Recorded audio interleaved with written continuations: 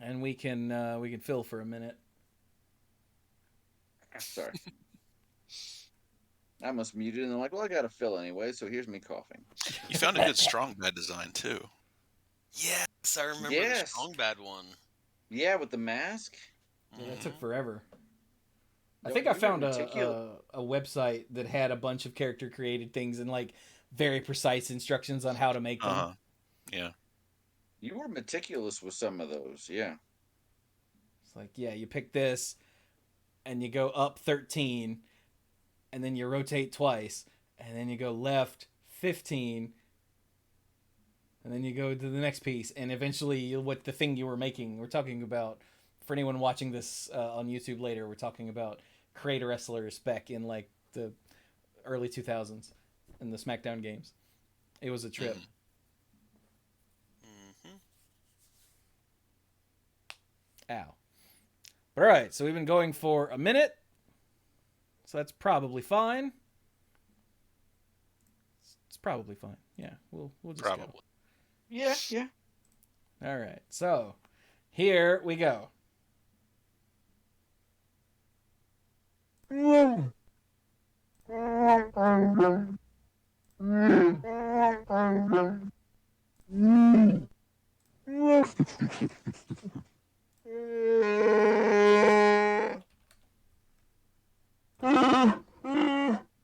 Chewy?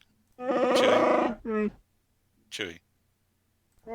I get where you're going with this, but I really think you should go back to speaking basic for this episode. Okay, fine. So what I said was, "Oh, jam! Hello, everyone, and welcome to the Mana Pool. This is episode 649 of the Mana Pool, and I am Chewy, and that's as far as I got before Mike made me go back to speaking basic. Fine. It'll help all of us. Mhm. That's true. I never get to have any fun. So,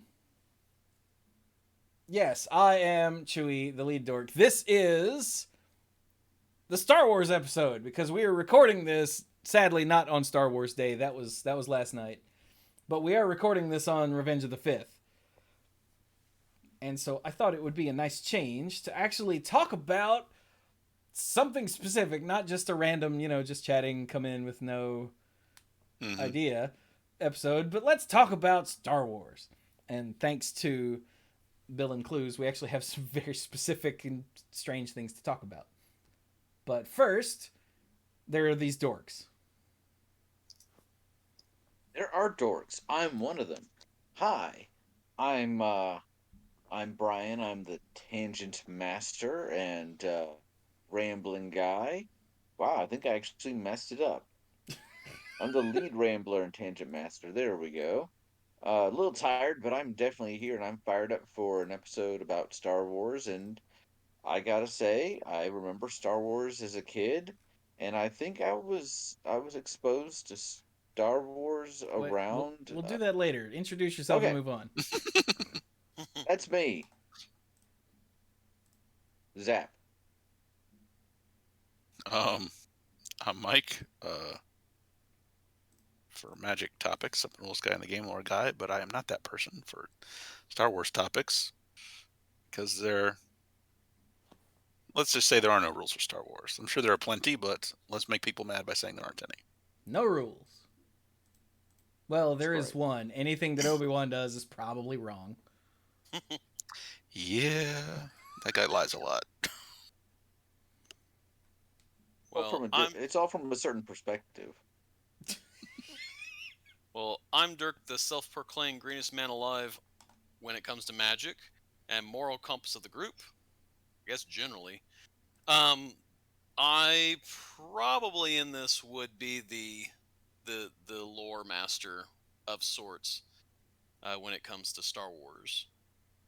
Probably. Pretty good bet, yeah. Yeah. So that's us. So yes, Star Wars.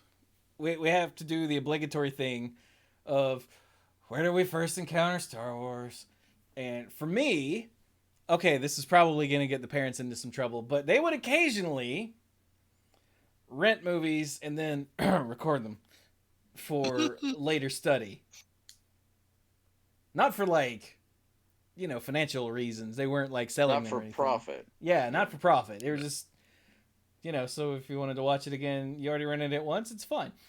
And I discovered three things called Star Wars, and then Empire Strikes Back, and then Return of the Jedi one night or one day, because somehow like the shelf with a bunch of VHS stuff ended up in my room, and I was like, "Hey, Mom, what's this?" She was like, "Oh."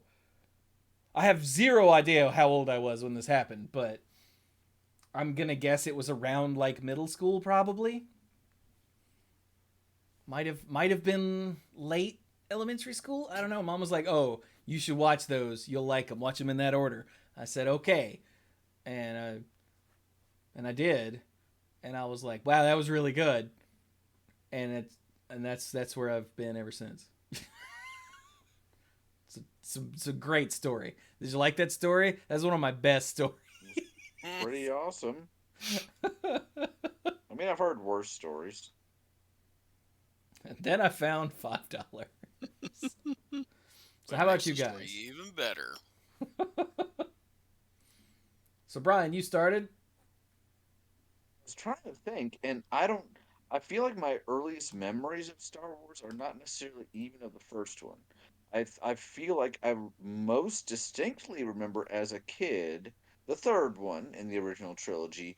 I also remember that Ewok movie, but even as a Yes. kid, I was not like, wow, that's amazing. It was more like, I don't remember any of these characters from the real movie. Oh my So, God, that's me too.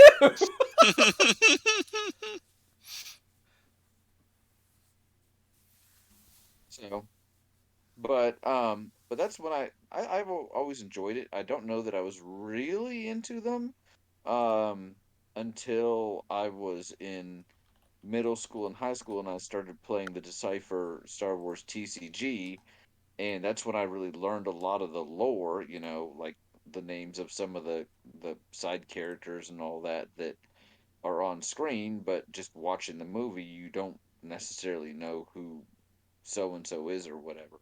But it had a whole lot of the background stuff, and I I guess between that and then as well as some of the people I hung out with when I was playing that, I was like, yeah, Star Wars is pretty cool. Let's see. There's a neighbor who lived down the street from us. We would go and visit with every once in a while, and she had a bunch of VHS tapes. And one time, and I can't remember whether it was like at some. So both my brother and I were kids at this point, and I can't remember if it was her suggestion or one of her parents' suggestion that we borrow Star Wars. I think it was her suggestion because she thought like Dad would like it and that Thomas and I would like it.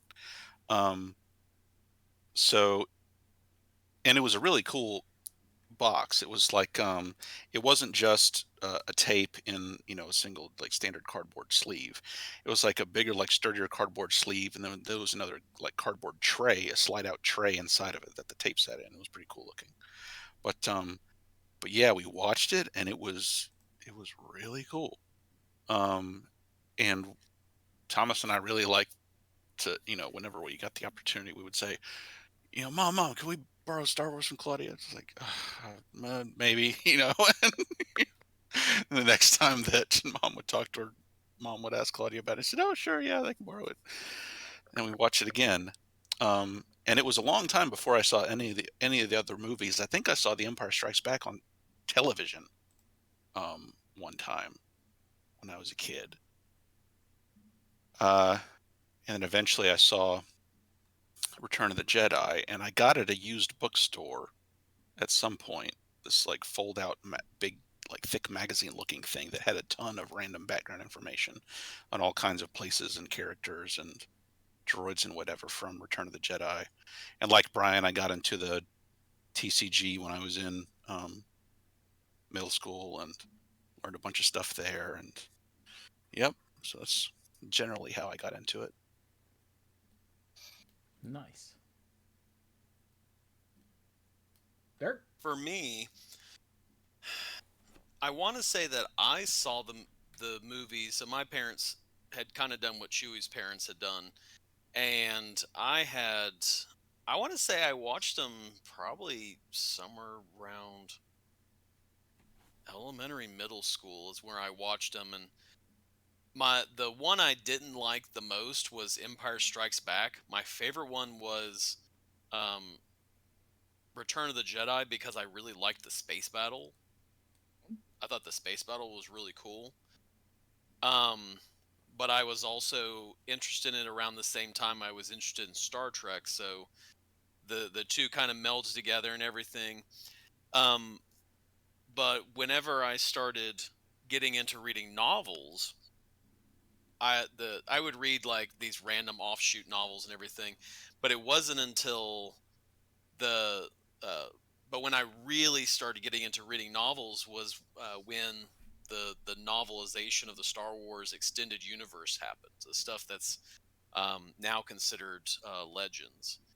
And I really got into reading those. I got my favorite was the X-Wing series, just because they would at the very beginning it would be like, here's the characters, and then you would go through and do all these really cool things that sort of gave you the not top down, like like whenever you read a book and it's here the novel just sort of says, and here's all these big events that happened, and you're just going, okay, these big events happen, I don't understand how that happened.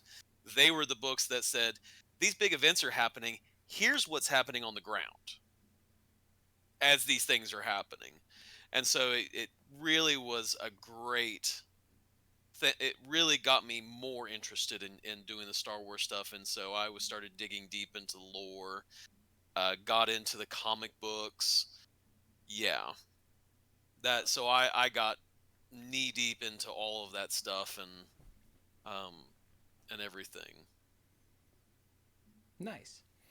Yeah, I saw when they were re-released in theaters, the special editions. I went to see those. Yeah. Yep. I remember those. I actually saw Phantom Menace opening night because Me too. Lomax I worked at a movie theater at that point, so Lomax I made sure. had called me and was like, dude, I was like, what? He's like, I got 2 tickets to go see Phantom Menace. And I was like, well, screw you. He's like, one of them's for you, stupid. I was like, oh, sweet. Love you. So, I think I saw Phantom Menace at least like 3 times in the theater. So Yeah, I saw it twice. Once I went Yep. with my brother, and I think once the family went, maybe, and then I went with some friends.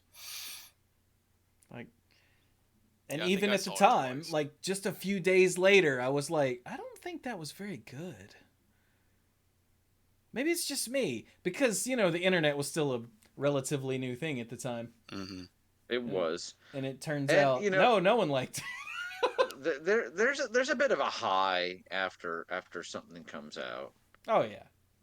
and especially like before you have lots of message boards of people talking about how nobody should like it, and everybody's kind of free to make their own opinions. Yeah, But like some of them age better than others. I've noticed when I get done with a movie in a theater, I loved it. Unless it was really bad, I loved it. Mm-hmm. And then like after it rolls around in my head for a while, I tend to solidify a more real opinion on it. But if you ask me like right then, I'm like, that was awesome, and that's it. But I've seen all the Star Wars movies in theaters now, which is pretty sweet. Great. Nice. Even the last one, which was unfortunate. Oh well. We could easily have a long discussion on that, but I used to read the books as well. I had a whole mess of them. In fact, the books are part of why my name is now Chewie. I'm not going to tell that story now. I'm just not. But there's a direct correlation there. Although when I was going through and getting rid of a bunch of stuff, the only books I kept were the Thrawn Trilogy. Thrawn Trilogy. Because I read a whole mess of them, and most of them weren't that good. Looking back, they were okay. They were okay, but the Thrawn Trilogy was, of the ones I read, was the one that was the the best standalone quality. Well, interesting fact is that that trilogy was the beginning of the extended universe stuff See? because it was the first novelization that took place outside of the trilogy. Right. I read a little insert that Timothy Zahn made for, I think it was for one of the newer Thrawn books that they put out, and he basically went into his experience basically being tapped for this, and he had to be vetted because they were trusting him with this IP, and of course his script was going to be reviewed to make sure that they liked it, and uh, they loved what he did. So yeah, he really started a lot of that. But I'm not trying to take Dirk. Dirk, you know a lot more about the novels than I do. I read the Thrawn trilogy, and I've read some of the newer Thrawn books they've come out, and they've been quite good. I read the Spectre of the Past and Vision of the Future as well, kind of the continuation of the Thrawn legacy sort of stuff. I read So those, but not the Thrawn trilogy itself. Yeah, the trilogy was skip to the awesome. end, Mike. Well, if you ever But want to and borrow those, Mike, I still have them. Okay, cool. So and I for those and that I don't know, that was Heir to the Empire, Dark Force Rising, and The Last Command yeah. are the I Thrawn trilogy. I was reading some of these books at the school library, and I read Dark Force Rising before I ever read Heir to the Empire. I bet that was confusing. Yeah. Little bit. I'm like, why are they talking about plants so much? So, Yeah, the author Timothy Zahn he is an amazing author, particularly with the Star Wars IP stuff. And they brought on a bunch of really good authors, but as Chewie had mentioned, there were quite a few authors that they added one book to the series, and there's probably a good reason why they only added one yeah. book to the universe, because oh my gosh, that Well, they were some that were just that they were hikes up the hill. I mean, in any book series, especially this, there ended up being quite a few extended universe books now, I guess, legend books.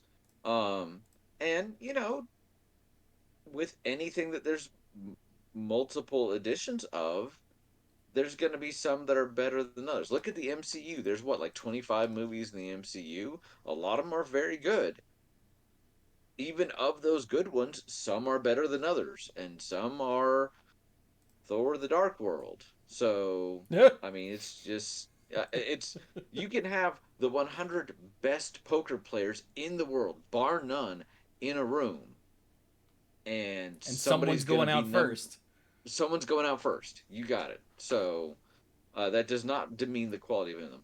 I remember I read others here and there was a Jedi Academy trilogy, and it that one felt very, I didn't know what not fan service, that's something else. I didn't know what fan fiction was at the time, but looking back at it, it really felt like a whole lot of fan fiction, because now we can spoil it, right? Because like Yeah. these books are, yeah.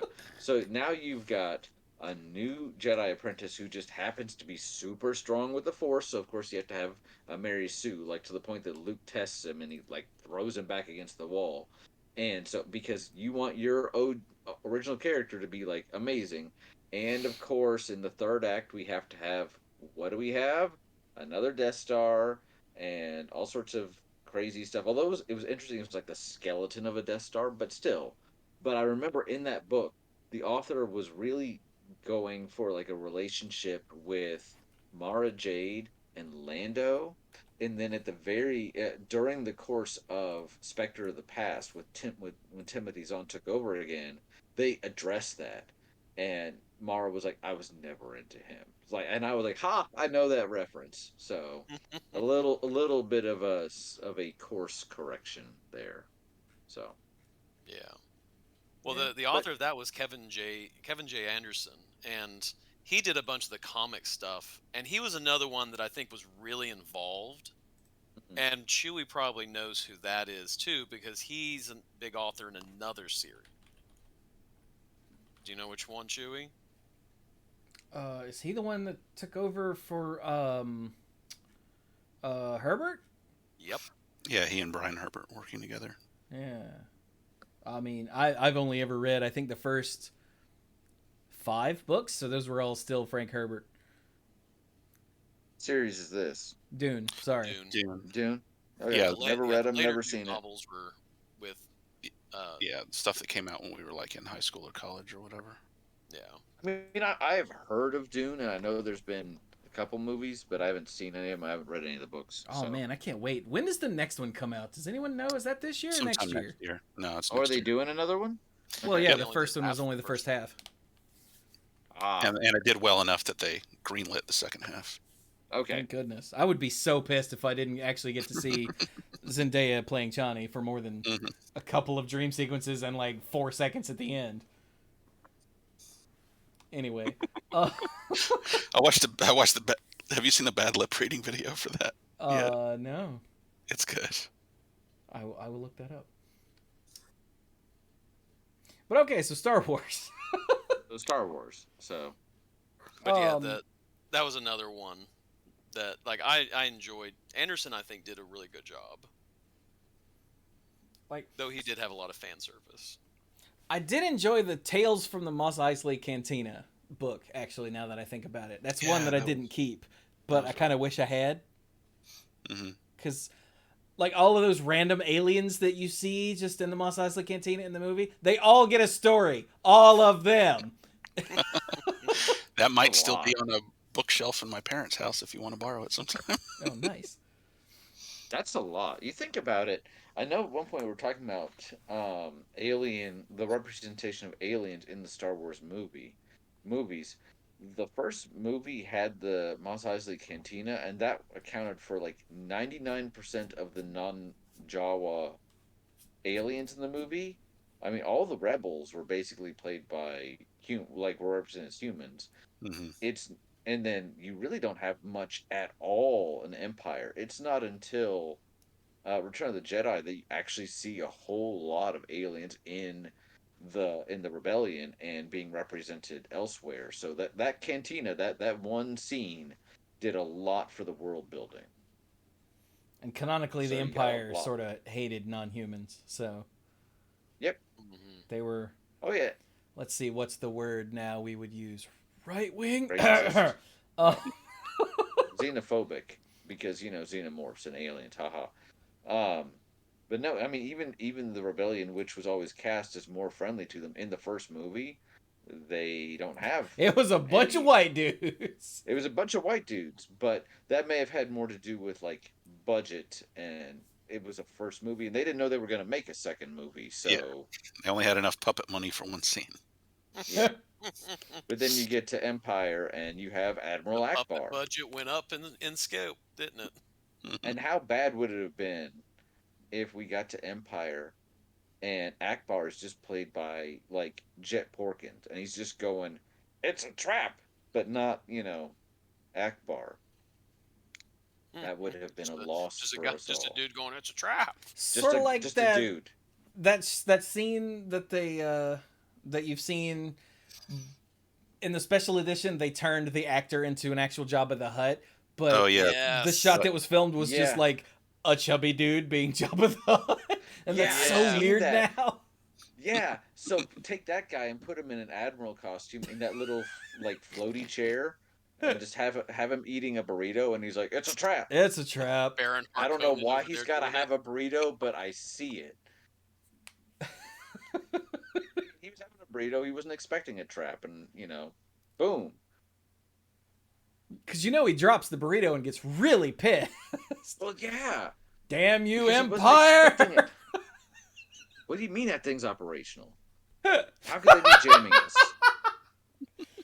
Oh my No God. jam. But yeah, like for other Star Wars media, I never got into any of the comics, but although I do have a random Star Wars comic from, I don't know, the mid '80s or something that's got Chewbacca on the cover. Weirdly enough, but like I played the Super Nintendo games, which, I played the first two anyway back in the day. I don't think I had Super Return of the Jedi because I got burned on the first two. I Second one was played. hard as hell. Oh, They jeez. were all hard as hell. It was a nightmare. I played Dark Forces, the PC first person shooter, Mhm. which was also not good, but it had Star Wars. This is a thing that I've Oh, I like realized. Star Wars game, like anything Star Wars on it, gets a certain amount of tolerance for low quality It gets a because pass. yeah, it gets a pass because it's Star Wars. And Yeah. like the Super Nintendo games and Dark Forces, which it's not that Dark Forces was bad, but like Doom was better, and Doom was a long time before. And I well, played like the one on the 64, Shadows of the Empire. I loved that game. That game sucked, but I loved it. it had I problems. remember I remember getting to that last space stage. I'm like, yeah, this is great. This is awesome. And like enemies didn't respawn. So like 2 minutes in, you're like, I'm just kind of flying around in here, and I'm also lost. And you go toward the big thing, and all of a sudden, I mean, it's cool, but you're basically in flight simulator in Mhm. space. So See, yeah, my favorite one was TIE Fighter and X-Wing and all those, which I Brian's always talking about as the flight simulators in space and everything, yeah. but they were very mission oriented. Ugh, And ouch. I remember playing X-Wing and not knowing what I was doing.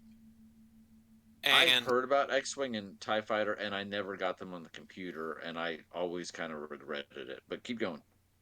the so when I played X-Wing, I didn't know what was going on. I didn't have any idea of what was going on. And then at some point, I think like either it clicked or somehow I realized, oh, this tells you what you like. I actually started reading the objectives and been like, okay, well let me try this time, and I started doing that problem solving thing, and then I started actually clearing missions, and then I really started to get into it because then they would start you start getting into the main story and all that, and I really started to enjoy it then.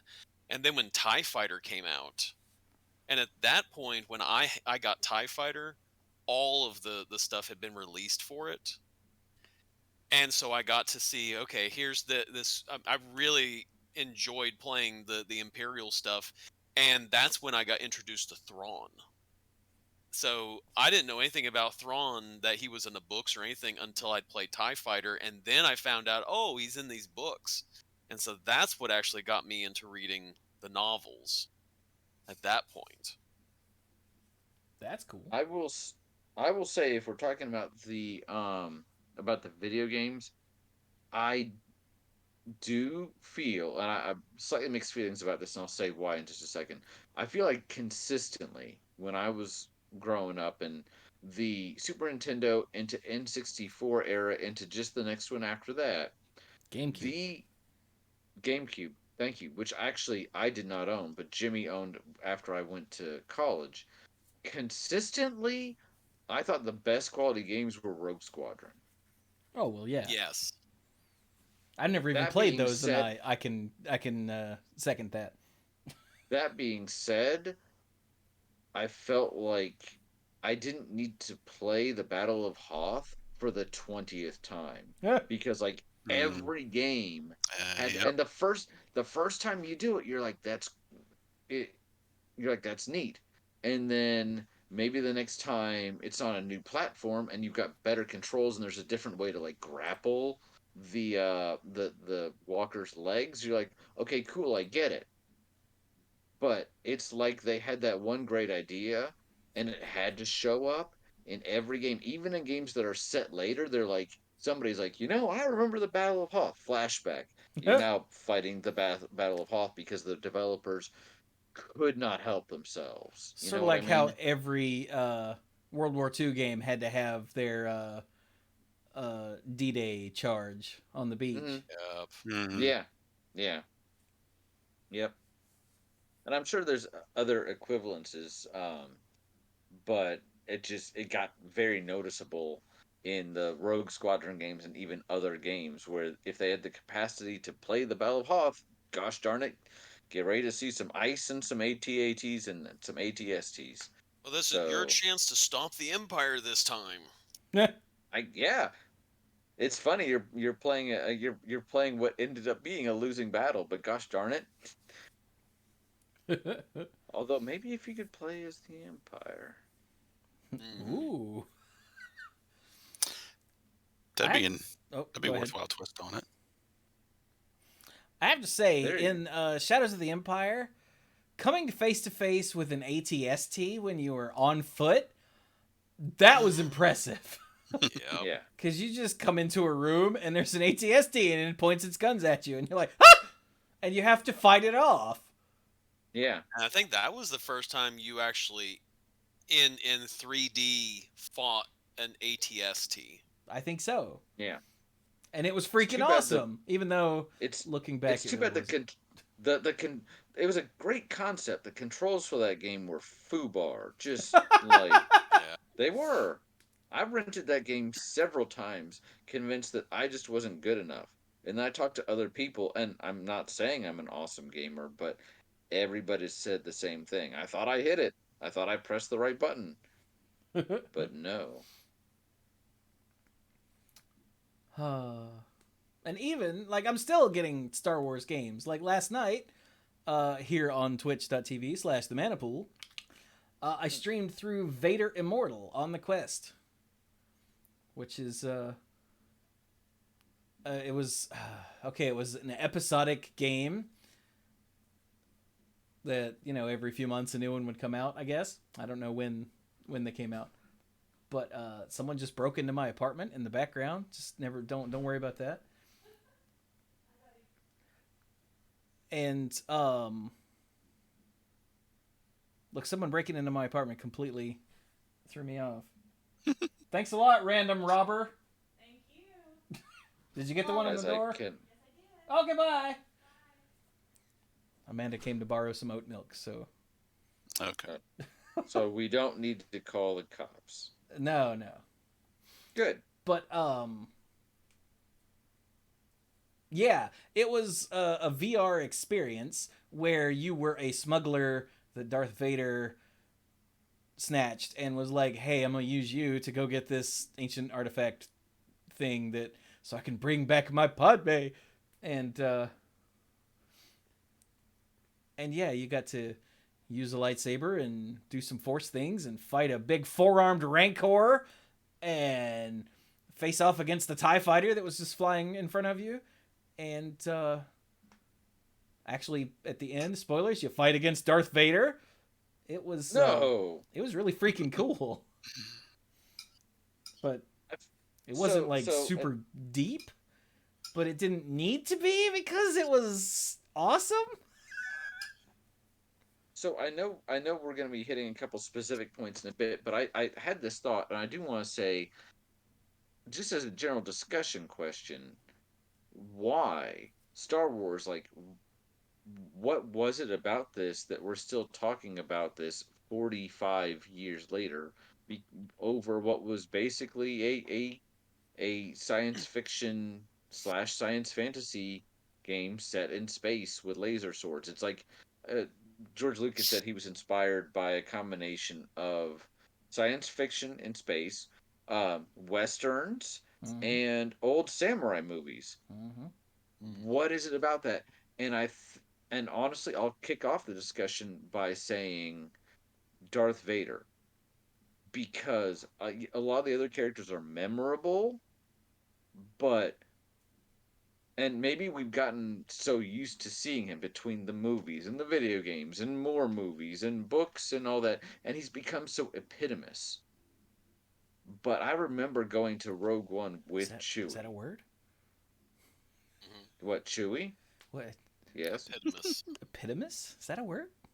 Close epitomize. enough. Okay. I'll allow We've it. been inundated with Darth Vader. We've gotten so used to seeing him. We're like, oh, look, it's Darth Vader, you know. But I remember going to see Rogue One with Chewie, and there's the scene at the end, and he's really able to just kind of unleash, and you're just watching the people as they're just being like spoilers for a movie from what, like 5 years ago, It's just way tossed more than that. aside. I'm old. And it's just amazing. And you said when you're playing the VR game, Oh, you know, it's you're 6 years kind of ago. you're when you're playing the VR game yesterday, you're like dare like you have to look up to even like see him. He is this hugely imposing character. The first time you even see him on the big screen, in terms of like not episode order like episode 3, but the first one that was released, he's this figure in all black against this super white background and stormtroopers in white and all that, And I and think he he's makes it. holding a dude by the throat the very first time you see him, isn't he? No, I think he walks into the. he It doesn't walks take in long. Yeah. Oh, he Yeah. walks and in first, grabs and then he picks up His a and dude. his and first grabs a guy. speaking role is him holding a dude up and choking him. Oh, okay, Yeah. that's what I was thinking then. Yeah. He confronts the princess. He's back, and then the next time you see him on the Death Star in his own place, he's so in control. Somebody else is like, "We've got the Death Star. We're invincible," and he chokes him with his mind.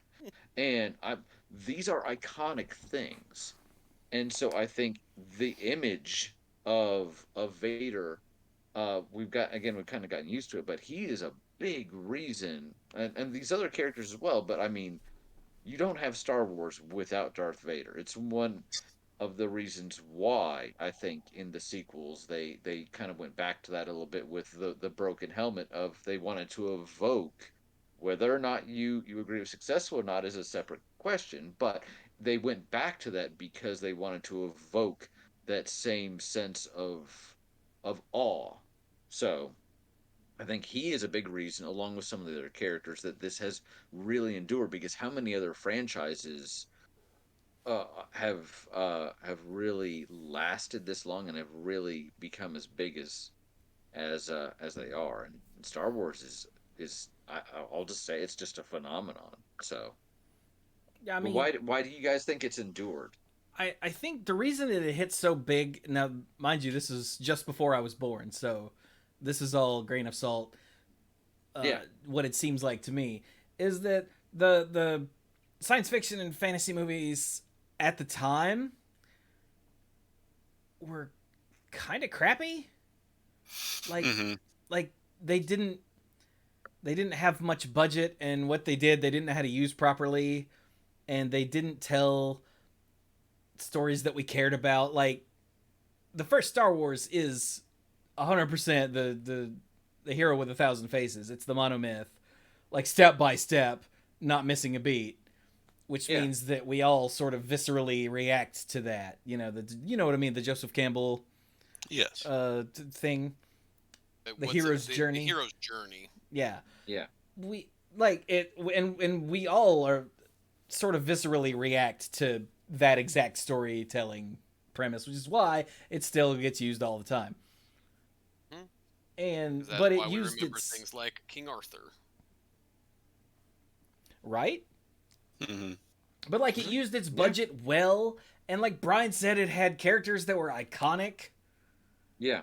and moments that were iconic and was eminently quotable I and was I I fun. I sent her. Yeah, sorry. Yeah, and like you I, were saying, other sci-fi movies at the time and before, um, it's like, oh, here's a monster. That's mostly what it was. But this was like, oh, here's an adventure. yeah. Yeah, Yeah. I mean, Chewie also mentioned iconic characters, and I know I centered on Vader because I think he's striking and I think he's the centerpiece. But, like, if I say Han Solo, I say the words Han Solo, everybody pictures a guy probably leaning against the bench in Mos Eisley Cantina, right? Just Yes. hanging out. That's the image. So, I wasn't trying to say he was like the only one, but he's Vader's a very striking one. But a lot of these characters were Chewie said it best were iconic. So, you know, and they went with a lot of practical effects. They really set the standard for how you do some of these practical effects, like how they shot the Death Star scenes are amazing. But even like the speeder, they have a speeder, they have like a Land Rover, and they put Vaseline on the lens to blur the wheels so it also looks like some kind of anti-gravity field or exhaust or whatever have they took the limitations and they made them work to their benefit. That's big. And now you would just like remove them with a computer, and they didn't have really that a way to do that very well. So they took the time. Chewie said they used their budget well, and not only did they work with their limitations, but they turned what could have been disadvantages into innovation. You could Exactly. tell that a lot of people worked very hard on this movie. The prequels get some flack for various reasons, including maybe that, hey, this is what happens when George Lucas doesn't have a lot of people tell him, no, George, don't do that, please. And you they're not devoid of value at all. They have some really good parts to them, but it's obviously clear in the original trilogy that this was one man's vision, but with a hell of a lot of people, very good people, helping to shape it. And I think that makes a big difference. So, And there, to go along with other characters, that usually you always had like the one bad guy. Like Vader is the one bad guy, but you actually had several bad guys in the the first movie, where you had Vader was sort of the brawn yeah, plowing his way through everything, but then you had Grand Moff Tarkin, Hmm. yeah. I mean who the just was the evil boss, yeah, who mustache twirling boss, who or the I can't think of the boss hog and everything, who's sort of in the background, who's like, no, you're gonna do what I tell you to do, and everyone's gonna like it, and if yeah. you don't like it, then we're gonna have a problem. The first time that Leia is brought up onto the into the control area deck bridge, whatever you want to call it, of the Death Star, and she's confronted with Tarkin, she's Governor Tarkin.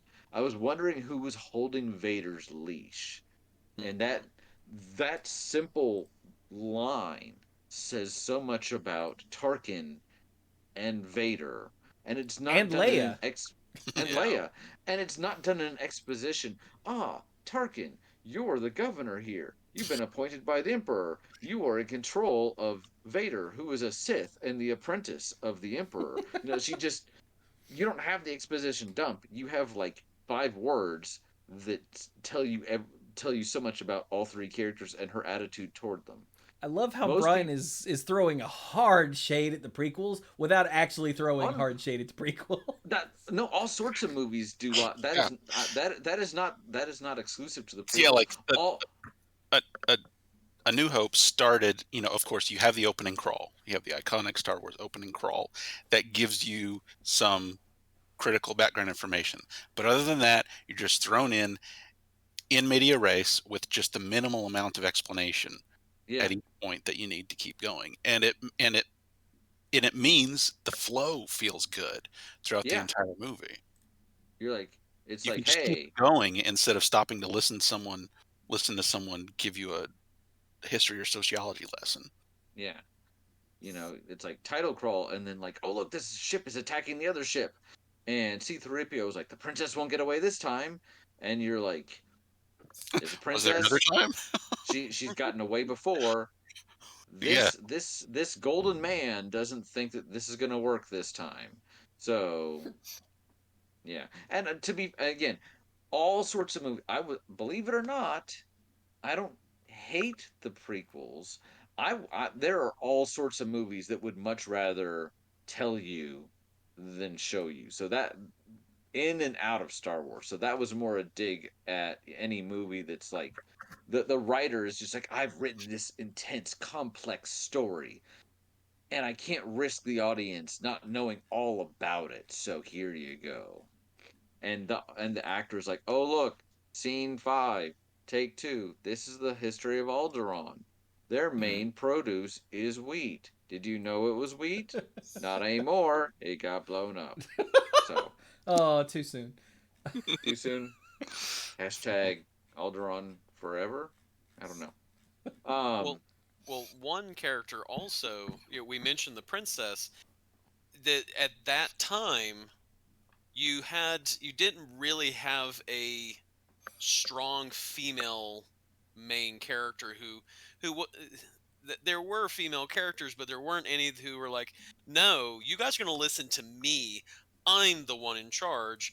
And being able to not be the whiny person who's cowering in the corner and being like, all right, do what I tell you to yeah. do, sort of person, where she's like, no, give me the gun, I'm getting us out of here.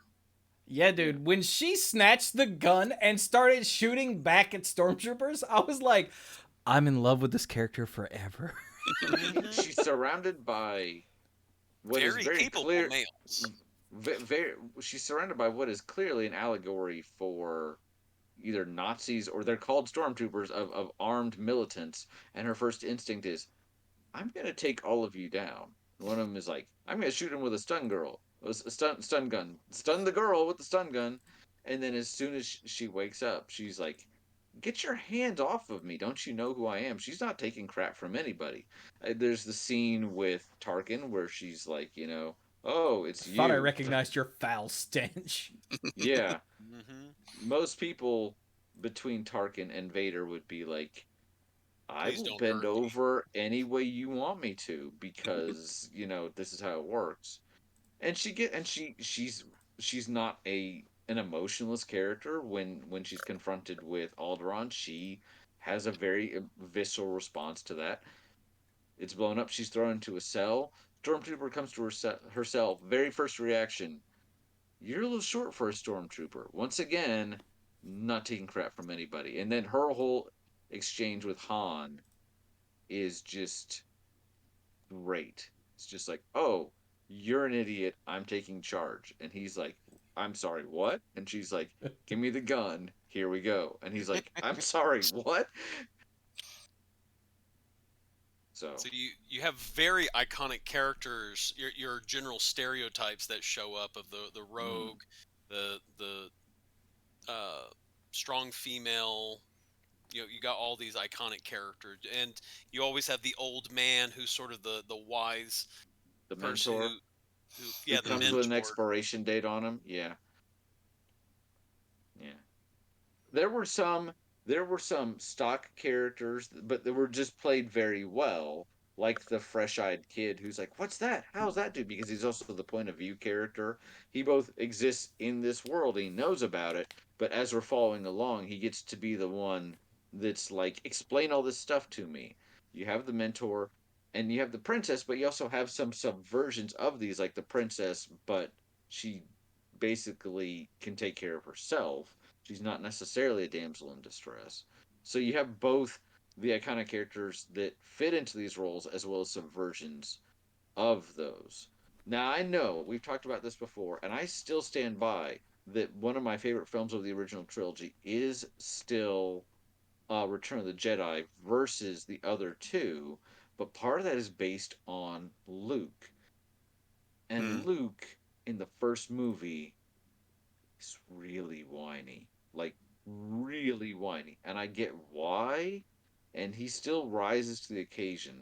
But I'm always one that whether I'm reading a book series or watching a TV series or a movie or whatever, I like to see the progression of the characters and the growth of care of Luke from the first movie to the third movie. In the third movie, he has this confidence that you don't see in him in the first two movies. In the first movie, Yeah. he's brash. In the second movie, for a lot of the second movie, he is stupidly overconfident. He just is.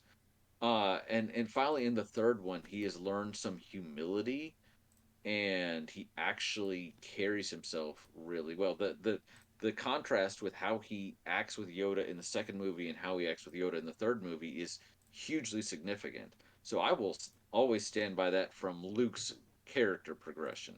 I get not everybody loves Ewoks, but I can dig it. You How have no, can you not love Ewoks? What kind of a monster? I mean, what? Ewoks are reverse Wookiees, so It's true. literally. But yeah, I think the whole why is Star Wars still irrelevant after 45 years is because the first one was so big. And Yeah. like, if the first one didn't hit as hard as it did, when the sequel came out, if a sequel came out, no one would have cared. Yeah, You know, agreed. like Star Wars was a cultural phenomenon from the beginning, and I think it's the iconic characters, it's the well used budget, the effects that are believable, it's the simple but not simplistic story. All of that came together just perfectly, and it hit so hard that then the sequel happened and it got even bigger, and then the next sequel happened and it got even bigger, and then we had a long time, and then prequels came out, and even though they were kind of crap, they were still huge. They were still huge. It was still like, oh my god, for a lot of people, myself included, it was, I'm going to see Star Wars films in the theater for the first For the time, first time, yeah. because for us they had always existed on VHS. Like that's Yeah. just, Hmm. and we talk about like the special editions, and I saw those in the theaters, but it's not the Yeah. same. We went as a family to see those in the theater. Yeah. Like, those were movies we already knew that we were seeing in Yeah, the theater, these were which new is ones. not the same. You are correct. It, yeah, I will say that, yeah, they do have issues, and Chewie said that after seeing Phantom Menace, after a little while, you kind of realize, this film is not perfect. It has some of its issues. I will say with confidence, none of the films, including the original trilogy, are perfect, but they were perhaps more issues with some of the prequels. I distinctly remember jumping ahead just a bit, going to see The Force Awakens, and my first reaction after seeing it, like almost immediately, was it felt more like a Star Wars film than to That is me than exactly what it was. right. It felt like a little too much of a Star Wars film in the first 20 to 30 minutes. There was a point where I was sitting there like, am I watching A New Hope again? Like, I could have sat at home and done this for Yes, free. I And I then it agree. get started to pick up. Yeah. and I get that, but But that was also deliberate. yeah, Okay, but it Yeah. was a I bit mean much. it was, but keep in mind what they were coming off of. So they had to regain the trust. And it was one of those things where when I stepped back, like later, like the next day, day after that, I was like, okay, I can point to these parallels. While I'm in the theater, my experience, not necessarily yours, totally engrossed, and it just, again, it was a feeling of it. I'm like, this feels right. This feels like what I expected. Mhm. Which for some people is a turnoff. For me, it was a huge plus. So yeah. Yeah. But I will say this about the prequels: I don't hate them. They tried to do things, and they put a whole lot of information in there. I got thinking about this a while ago. I think that the prequels, honestly, were a little more advanced of a storytelling mechanic in terms of like the complexity of what's going on. In the original trilogy, there's no doubt the rebellion are the good guys, the empire's the bad guys. I mean, like, if you're ever like, yeah, um Admiral Piet, he was a good guy the whole time. I can really identify with him. I'm like, all right, you're a monster. Um, Yeah. or I was trying to remember Ozzel's name. Admiral Ozzel did nothing wrong. Uh, He hardly did anything. he hardly did Yeah. anything. He He he certainly he didn't do he. anything right, though. Nope, he's failed Vader for the last time. But but anyway, I mean, it's extremely black and white in the prequels. you are immediately led to believe, yeah, we know the Jedi are good, but especially as the prequels go along, and especially when you stop back, yes, the Emperor's still the bad guy. But But the Jedi aren't how exactly much like the bastion of goodness that we were right? led to believe. Yeah, they're kind of How much could he have gotten away with if the Jedi were really on top of anything, you know? So, So and to in fact, they allude to that in um the Last Jedi when Luke is talking about the failures of the old Republic. That this dark force rose when the Jedi were at their most powerful because they were complacent. So, what were you gonna say, Dirk? uh, the prequels had a lot of when you've got the old Republic, or you got the Galactic Republic technically and all of it. Um, how exactly does a great society fall? And the kind of thing that is pointed out is, well, for one, what was sort of being discussed is the story of the anti-hero. So you had the hero's journey in the trilogy, and the prequels was the story of an anti-hero.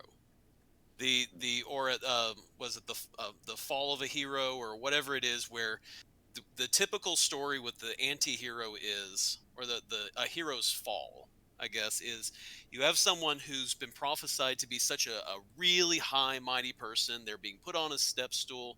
They essentially are given everything to succeed, and then something happens in front where they fail, and they are unable to overcome this one failing to a point where they begin to make choices that lead them further down a path of Yeah, failure, to the point where they disregard yeah. what their original purpose was supposed to be. I and I and think. yeah. Sorry, go ahead. well, and I that's I what the story of Darth Vader is. so I'm Jesus. really getting into this, and I'm not trying to take anybody else's time, but I've given this some thought. I think the whole chosen one thing, 100% red herring, 100%. I think it's there to make you think, oh, he's destined to do this or whatever, and it is only a misdirection. Well, he was destined to do all that, but the Jedi misunderstood it. I mean, how far out of touch do you have to be to think that destroying the Sith would bring balance? I was gonna When the say he Sith, did bring balance to the. This is the thing no one wants to talk about. He Yeah. did bring balance to the Force because he wiped out all of the Jedi and left a Yeah. couple, and then a couple of Sith. That sounds like balance yeah, to me. Yeah. it does. I'm not saying it was incorrect. I think you're right. I think from a storytelling perspective, because as Dirk said, the trope in a lot of chosen one stories is that the focus is on them and their journey and what they are bringing. I think in Star Wars, there's so much that everybody else does that. Yes, Anakin is a main character, but I don't I don't know that he really even is the main character. No, he shares that with Obi-Wan in the prequels. But the thing I kind of like is, again, you see that the Empire is, this and that, but you have this great republic where there's all these star systems and everything, and the question is, how do you bring down something like that? And even after watching seeing the Clone War movie, and it's like, okay, well, there's one more movie between this and the New Hope, and he has to do three things in Episode 3. Whenever I saw, is he has to destroy the Jedi, he has to create Darth Vader from Anakin, and we have to see the rise of the Empire from it.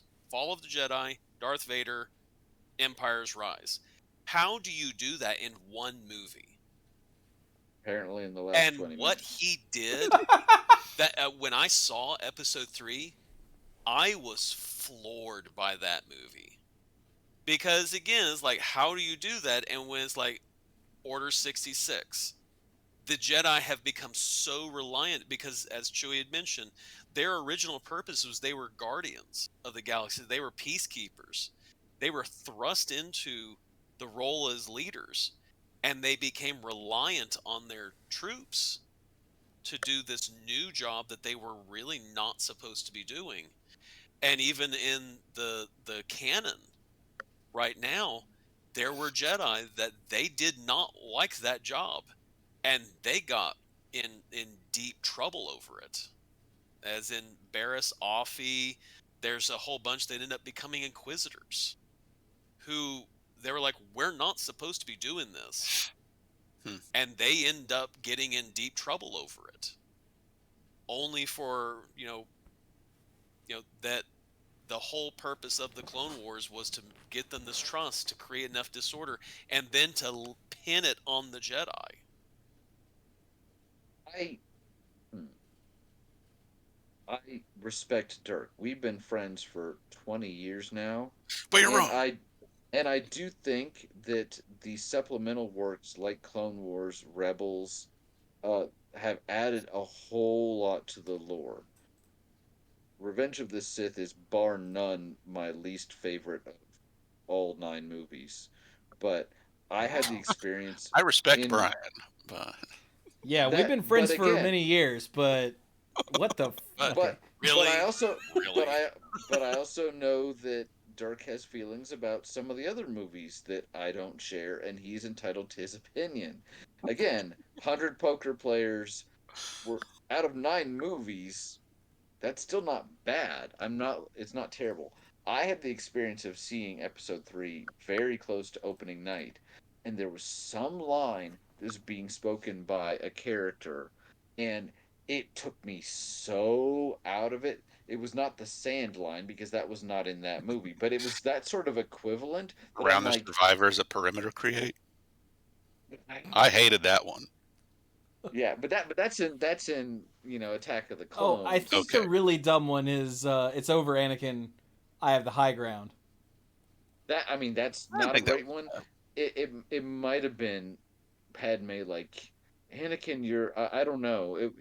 I don't you're remember what it breaking my was. heart. It it was such a line that even I get into movies. I was like, people don't talk this way. They just like in I'm watching a science fiction movie. So, Dark, if which is you if interesting because there's a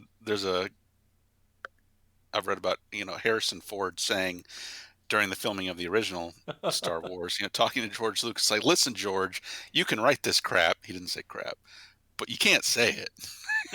That is a famous so, Han Solo thing. I mean, Harrison Ford thing. Yeah. Yes, it is. but and I know I threw out that disclaimer all there. I may disagree with about how good or bad something is. I am always going to be the last person to say you shouldn't like something. So when Dirk says he likes Episode 3, I will defend his right to like it, Brian, even just if I get to didn't the like it. point. Jesus Christ. I'm done. And now I'm backtracking because I just want to be clear. I really don't like negativity in general, and I'm glad that Dirk likes these movies. That's all I'm gonna say on that. Wait, that wasn't a massive thing, so you could be like, but Dirk, you're an idiot. There was no. No, Dirk's Oh not an my idiot. god. Why? Do you think Dirk's an idiot? Dirk, I got your back, yo. I mean, now I No, do, that because you didn't, so somebody has to. I was basically the TLDR is I didn't really like the movie, but I understand that Dirk did, and I respect his opinion. I really do. That That's was a that's it. giant waste of 5 minutes. The one line from Episode 3 I do really like was, "So this is how democracy dies, with Sure. thunderous applause." Yeah, that was Epis- good. ep- Episode 3, to be in my opinion, has some very high highs. It just also has some very low lows. But the Yeah, scene at the opera between Palpatine Mhm. and Anakin is one of Palpatine's best scenes Yes. in any movie. So take that with what you will. So Strike It's very good. down. I mean, sorry. Do it. Also, how great is it that they got the same guy that played the Emperor from Return of the Jedi because just the right amount of time had passed, that they brought him back to play him in the prequels, and it was perfect. I mean, Yeah. he is like including episode 9, he is like the most consistent actor in these movies. They didn't have to get anybody else to fill in. So Wait, was he Palpatine Ian in episode McDermott. 9 too? He Yep, was. that's Ian McDermott. Yeah. Nuh-uh. Yep. Ian McDermott Holy for crap. the win. Regardless of whether or not you agree with the direction they took in that movie, you have to agree the man owned the role Yes, he does. every time. Yeah, It I was really just wish him. he hadn't been there because that was dumb as hell. But he was Yeah. awesome while he was in it. He did what he could with it. So Yeah, it's him and Anthony Daniels who are the only two who were in every movie, right? yeah, C-3PO. Mm-hmm. Yeah, because Peter Mayhew didn't make it. Right. Yeah, Uh, and Andrew, Warwick. Warwick Davis. Well, I mean, he name? wasn't in. He wasn't David, in yeah. 4 or 5. Yeah, Right. he was Yeah. a random extra in Phantom Menace though, Yeah. because I remember He was at spotting the him and pod being like, race. "Wait, that's Willow." Mhm. Yeah, little Easter egg there. Like, what's And Willow he doing laughs at here? Anakin, the little guy. He's kind of a jerk. He's just a Bulba fan. Tells you everything you need to know. Wait, where was? Oh, he was Wicket. I was like, where did Warwick Davis come into this Yeah, conversation? yeah, he was wicked. Yeah, and he was R2D2, right? No, Kenny no. Baker. That was Kenny Baker. Oh. Yeah. Okay, that's me. I don't know that I realized that. So,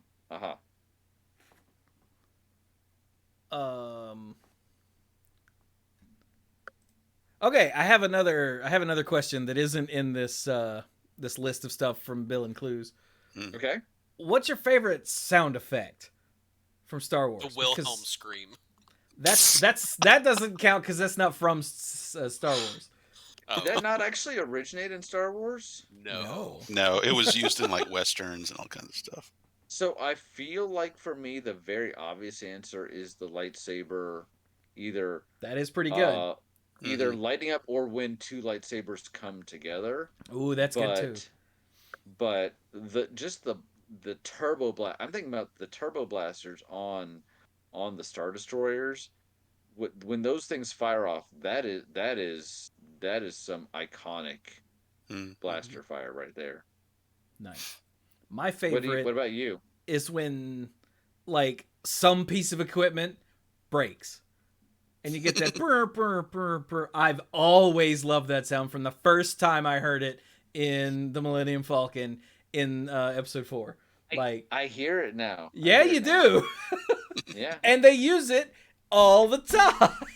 It got used a lot in 5 because that was like they get on the Falcon, it doesn't work. Nothing.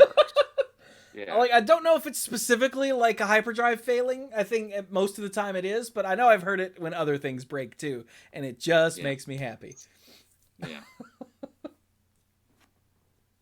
If I said the sound an AT-AT makes when it steps, do you hear it in your head? Oh yeah, Yep. Mm-hmm. absolutely. Not my favorite, but again, goes to how iconic these things are. Like R2 getting zapped. That's another good sound.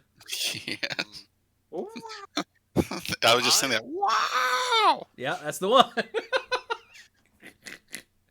I enjoyed the sound engineers going and collecting sounds of airplanes and all that for the different ships.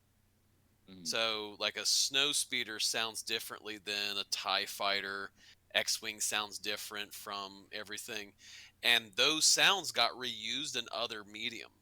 The snow speeder is in the G.I. Joe movie, like the cartoon movie. Not like the Channing Tatum movie. Dude, That's really? correct. Man, I need to find that somewhere and watch it. I haven't seen that in years, but I always loved the G.I. Joe movie. Probably because, it didn't scar my childhood like the Transformers movie did. Because the Transformers movie did, so they did a quick rewrite. They did. That's very true.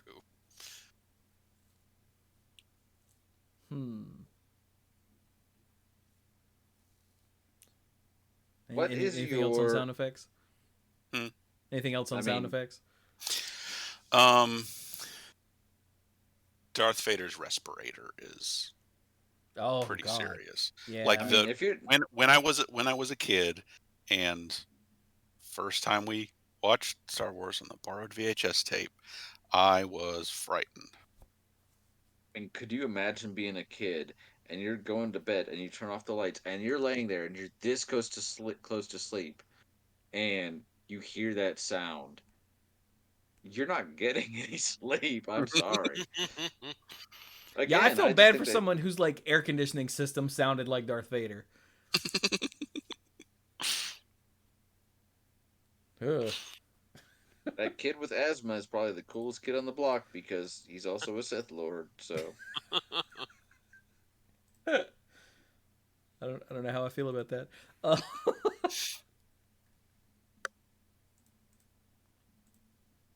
hmm. I got nothing else for sound effects. I think they're neat, but I don't know how many more I can like pull up. But like there are so many that especially if you're even remotely a Star Wars fan, like you can hear them.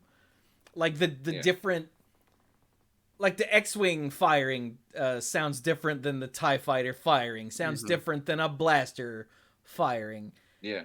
And there's a difference in all of that. They could have just used one stock sound effect for all of them, and it would have been okay. Force lightning.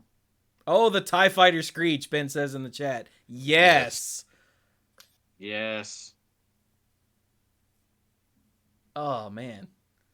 Yeah. I think that's that's the example of the budget used well, is all of the detail that went into the Foley artist's job. It was so good.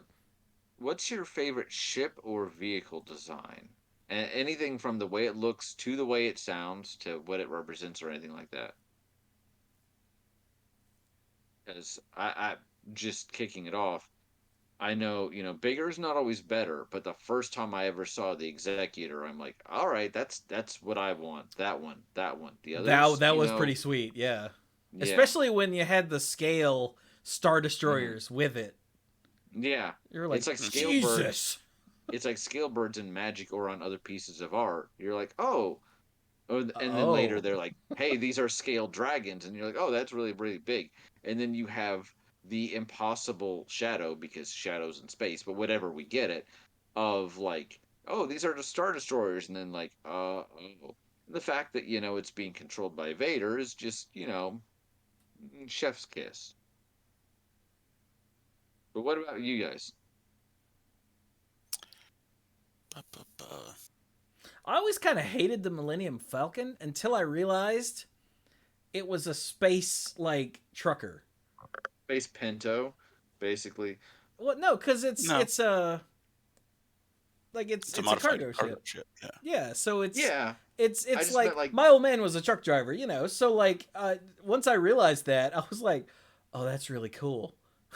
And I didn't realize, function wise, that's exactly what it is. I thought you meant, I heard somebody comment at one point, the reason why everybody is always like, that's a piece of junk, everybody's like, Luke looks at it and he's like, that's horrible. Rey looks at it in episode 7 is like, that's a piece of trash. The other ship gets blown up, she's like, the trash will do. And Leia says, you came here, and that thing, you're braver than you look, is because apparently this thing really was, to us, we're like, oh, it's, space age invention. We're like, why is everybody dunking on it? Apparently this thing was like the tricked out Ford Pinto. Is just like the really bottom dollar. Like, Ben said in the chat, it's Han Solo's tricked out weed van. Yeah, basically.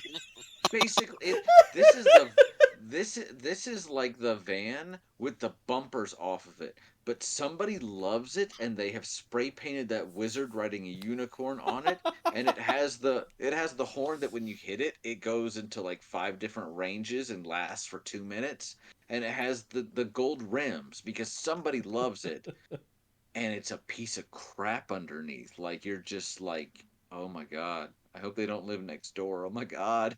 So,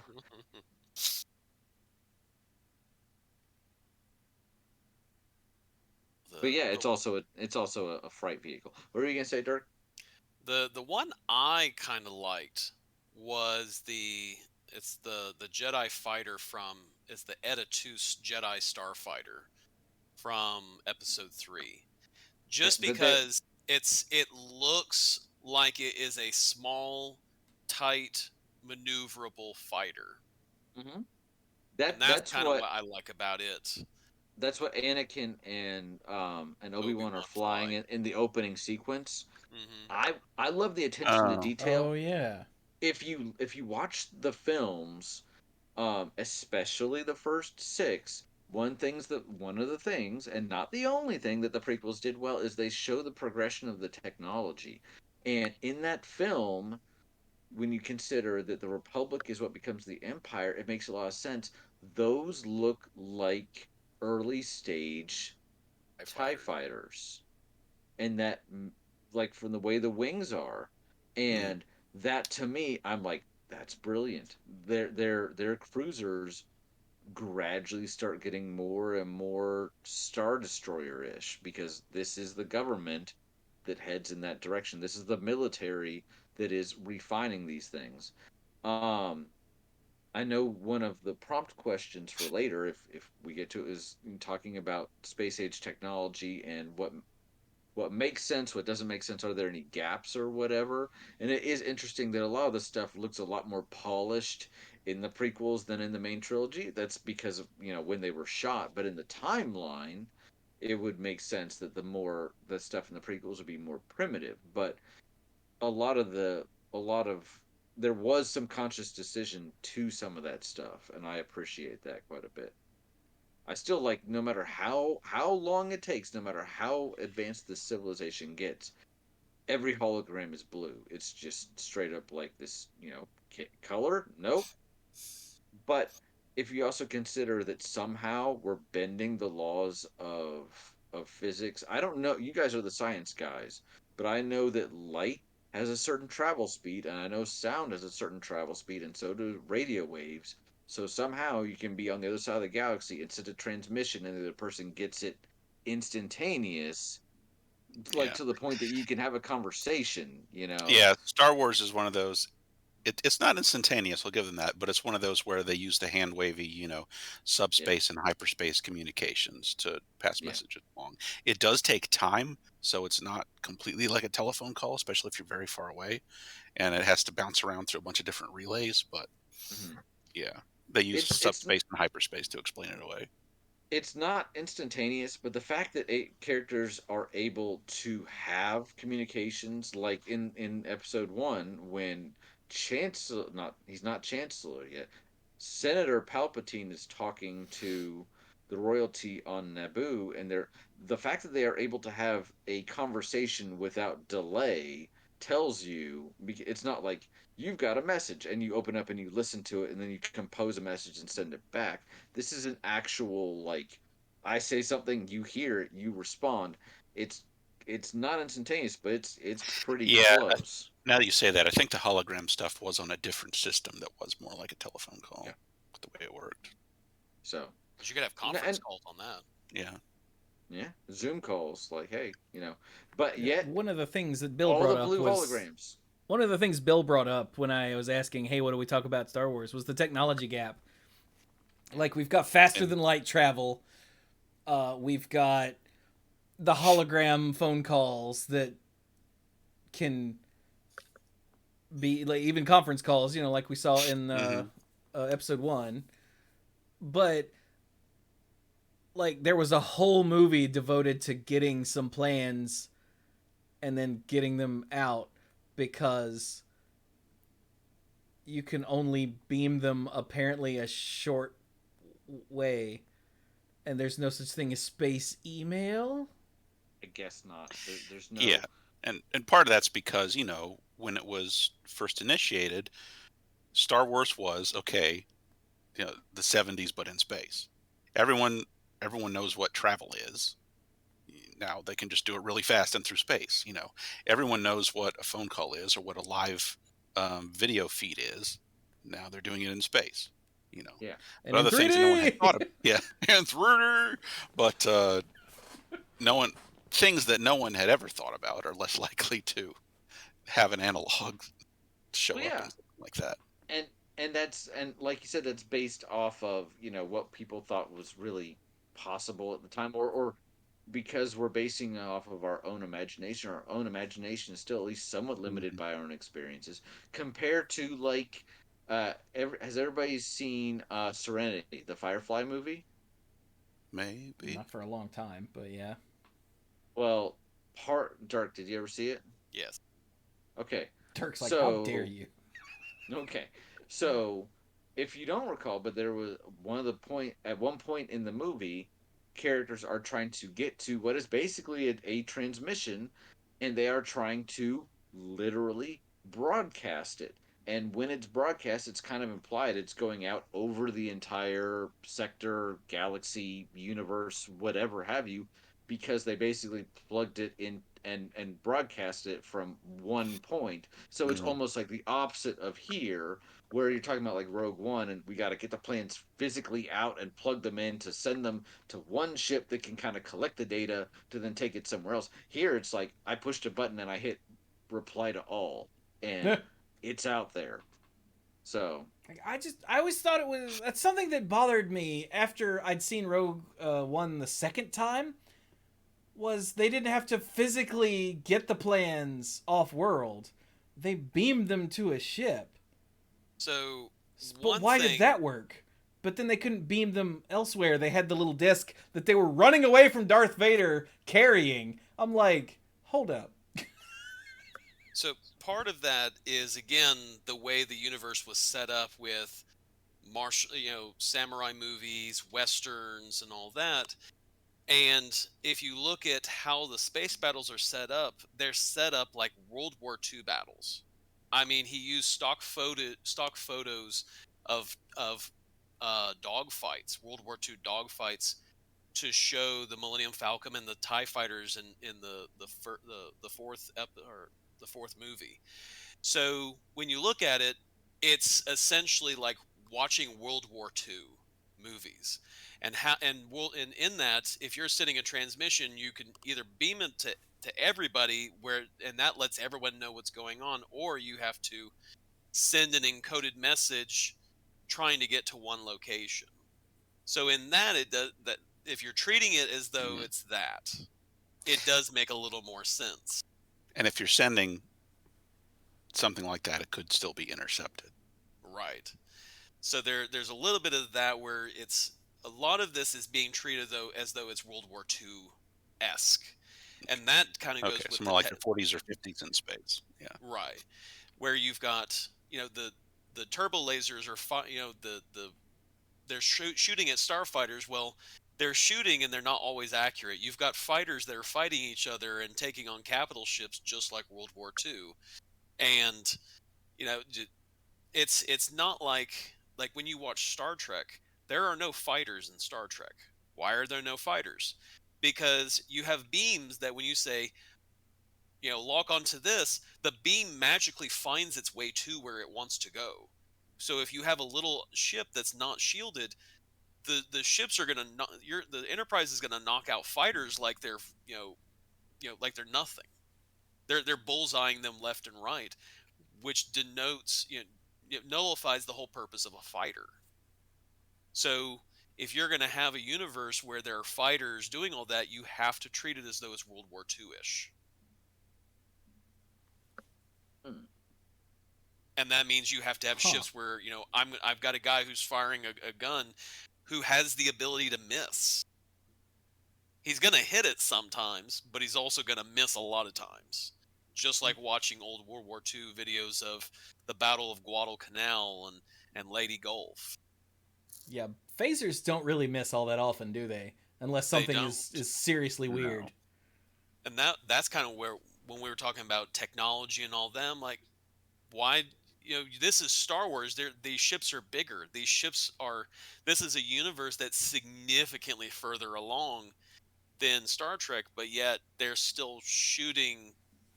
There's still a dude at the fire control who's like, I'm gonna get you next time, Pew pew. as opposed to, I'm gonna make my computer, okay, computer, target this, fire. Boom, Now, got it, nailed it. Next. you Where guys, that's the case. Like you You never know? see like Will Riker turn around and yell at Worf at the security panel, "Don't get cocky." Right. although now, Although now I want to see kinda- that. It'll come And then right after Picard Chewie- going, "Shut up, Wesley." now I just want to see Chewie roar something in subtitles. He's like, "It is a good day to die." Oh man. Card says I've got a bad feeling. Okay, you know, I, my level of knowledge about Star Trek is surface level, like barely. So, and that's not me trying to be, obstinate. I have no problem with it. I just never really, watched it. Um, but I would say, you guys are the science people, and I don't know a whole lot about it. I knew enough to get through school. I think certain gaps, though, in technology, I mean, we can't assume that every civilization develops technology at the same point in history or even in the same way, right? Because Yeah, Well, yeah. because Star Trek world is where they definitely went through the information age before they got to space travel. But Star Wars seems like they never really got to the information age, not even to the same extent we have it now. yeah. Well, and like just an agrarian culture is going to develop technology and going to prioritize certain types of technology more than a primarily commercial industrial civilization, right? Mm. And yes, a lot of civilizations will need both aspects, but one may prioritize one over another. Military versus non-military. So I'm just thinking, yeah, there are probably certain steps that you kind of need to hit. And as either Bill or Clues was saying in their prompt, you get to faster than light travel and or even light speed travel, and you've probably checked a couple of boxes to get there. But um again, my knowledge of Dune is like subsurface level. But I think somebody, maybe one of you guys, explained to me the premise of like how spice works. And basically, in Dune, people don't have computers. Human minds are computers. They're just jacked on stuff, right? Yeah, because there's a So, law. There's a law against. Um, well, thinking machines are prohibited Yeah. right. after a big old war that happened in the past. So then that would be another way of like, okay, we have an assumption.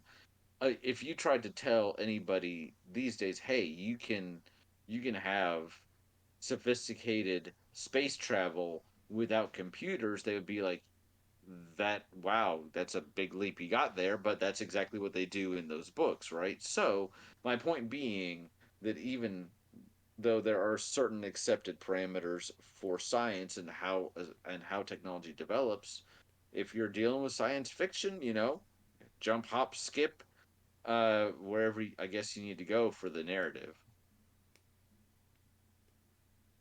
But you Yeah. guys know a lot more about technology than I do, so Well, if you it's, want to if go ahead. if in terms of the Star Wars stuff, and I'm gonna pull from some other stuff as well.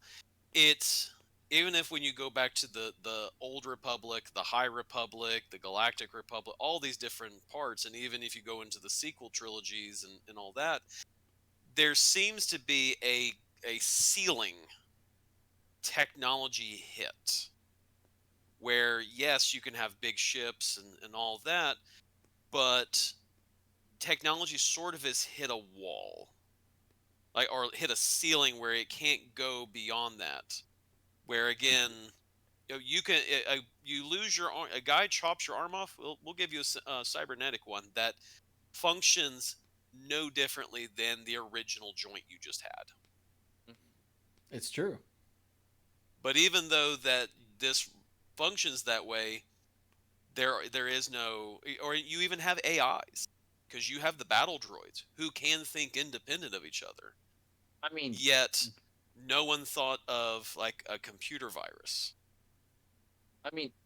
droids in Huh. general are really a fascinating subject for Star Wars because they are, correct me if I'm wrong with this, but uh, droids in general are regarded as basically sentient beings, right? Well, sort of. I mean, some Yeah. of them have personalities, but just from the way people talk to them, yeah, sometimes they acknowledge that they have a personality and they're like buddy buddy, but then suddenly that same person will turn around and say something or do something when you realize, oh, that droid might as well be a toaster to them. Right. And if anything, that's a little more realistic because that is people That's accurate. like being speciesist or whatever. But these, I mean, I the mean, the bartender at the Mos Eisley Cantinas. You're droid. We don't serve their kind here. yeah. But these, Han a lot Solo of and them, like C-3PO. a lot of them seem very concerned with their own self-preservation, which is not something a toaster is generally concerned with. C3PO and R2D2 absolutely have personalities, as do some of Mhm. the others that you see. And that was always one of the divisions as well, as I understood it, between the Rebellion and the Empires. The Rebellion still treated them like tools, but was more likely to acknowledge their the fact that they tried to take care of them, like right after the Battle of Yavin, and R2D2 is super beat up. They're like, oh, we'll take care of them, be good as new. Whereas the Empire purely thought of them as they're just tools, straight up. Shoot So him, put him in the garbage chute. yeah, Yeah, there like is a if the scene scene in in. I wonder if we're going to talk about the same thing. is it Go where ahead. the weird trash can looking droid is getting tortured with hot stuff on his feet? Episode 6 in Jabba's palace. I couldn't Yes, remember if that was in if Jabba's there, palace or if it was eh, in the Sandcrawler, but yeah. yeah, if there's a scene where Damn, droids are that's being eerie. tortured, you're watching something really interesting. He's like, no, no, no, and you're like, it's your feet, and you're a machine. Does that mean you were programmed to? But also, in episode 1, Anakin is at what, like 10? I don't know that we're ever given an age. Has already built a droid and like woken it up, and you're like, hey, you're alive now. Okay, I'm gonna go leave you with mom. Bye. Poor C3PO's existence actually sounds like something out of Dante.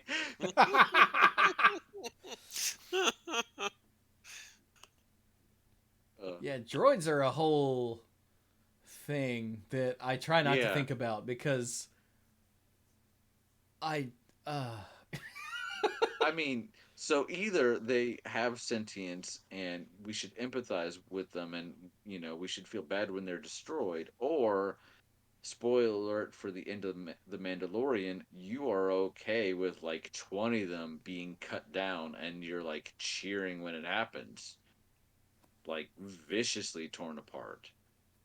So, I mean those are Nazi droids though. yeah, You should always punch Nazi droids.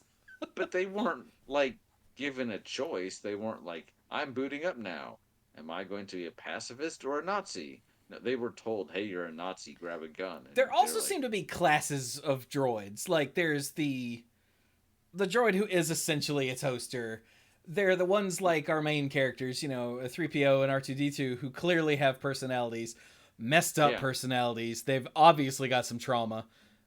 yeah, And then there's the weird in between things that like I'm trying to think of one. Oh, like the one in that tells R2 he'll be serving on Jabba's party barge. yeah, yeah. Like he the seems over like the that middle overseer ground droid. where he's kind of got a personality, but maybe not. But then Yeah. you wonder about the little, what are they called, the mouse droids that are in Yeah. all of the Imperial places. Do, do, Like do, do, like do, those little do, things. do, Do they yeah. Like R2D2 can't speak out loud like we can in basic, but Yeah, the he still attitude. has thoughts and feelings and Hmm. a personality. Do the little mouse droids have a personality? Like one of them seems to get scared by Yeah. Chewie, Chewie roars at Yeah. it and it like runs away. and I'm like, I used to shoot at those in, was it Dark Forces? Do I feel bad about that? Oh, Ben And is then saying the mouse droids are sentient. Oh my god. and then in episode 8, the Last Jedi, there so we have BB-8 and they're infiltrating the Snoke's giant, you know, ship that I don't think is ever given a name. Um Supremacy. and there was the evil BB-8 that I think was nicknamed on the internet as BB-Hate or something. That was basically like the evil version of him. And was he all like, "Ooh, I see resistance. I'm gonna kill him. I'm gonna kill him. This is gonna be great. I'm gonna tear him up into." And you're like, "Oh, that's kind of messed up."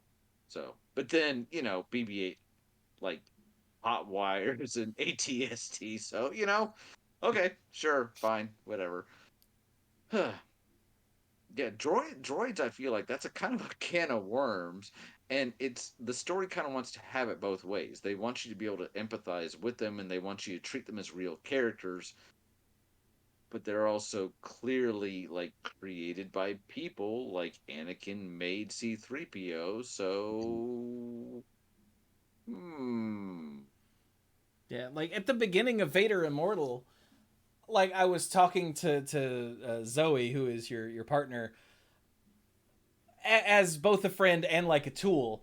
But then as the game went on, like whenever anyone would like hurt her or zot her or throw her off of a cliff, I was like, "Hey, that's my Zoe, you bastard!" Like I began to love her as a character yeah. more than as a droid. Like the In first time someone zot her, I'm like, "Do you know how much you're gonna buy me a new one, you jerk?" And then the next time someone zotted her, I'm like, "No, not my Zoe!" Like there was a distinct difference in how I treated her. yeah. I mean, in Solo, which you can be forgiven if you don't remember everything about the movie because that movie, well, Had some but there issues. was, Yeah. yeah, but there was the droid companion to Lando that was basically like robot lives matter, right? Right? That was her whole thing was rise up against the oppressor. She even I say she because she had a female voice. She's a droid, but she even like took some time while they were, on Kessel to like liberate the droids. So, and then she got blown apart, and her consciousness is uploaded into the Millennium Falcon, where I guess it's kind of like, oh look, she's been there all along, but isn't it a little bit of a horror story that she has lost all autonomy and is now completely subservient to people that probably don't even know she's there? Let's not think too hard about that one either. Yeah, Man, droids get dark. they really do. It's kind of creepy. Yeah. Well, it's getting a little late, but what we honestly had, I think, a pretty good discussion. Were there any specific questions that they gave you that you wanted to make sure we talked about? I mean, not especially, no. Okay. This is kind of more what I thought was going to happen if we just started talking. I figured we would cover a lot of ground, but I also know that it's good to have directions. Yeah, in case we stalled, I figured these Yeah, would be good. yeah, Like the main one that could be a whole episode on its own is one from Clues. Clues said, "Okay, we all know the main point of the films: tyranny of the Empire bad, rebels of the freedom fight good. But are there any hidden morals, messages, or meanings that each of the films can give us?" And I started thinking about that, and my brain broke because each movie has its own like point yeah. Hmm. or moral meaning or message, Yeah. as Clues put it. And I'm like, that's a whole episode. I Yeah. mean, it No. it really could be.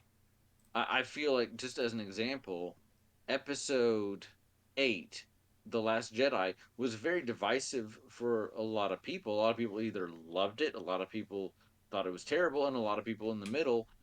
I always really liked one of the messages, which was more, which kind of got away from the whole Skywalker saga. Like, oh, well, there's this chosen line again, and it got more about like the potential could be in anybody. When it talks about Rey, who, whether at that time whether they intended to be or not, she was led to believe that she came from nothing, and then you have that kid at the races who is shown at the end to be at least somewhat force sensitive, or at least broom sensitive, close enough. So it has this message of kind of, yeah, a lot of the movie was, hey, let go of the past and don't get tied down to it. But I also thought it had a message about, power and strength can come from anywhere, not just from the chosen few.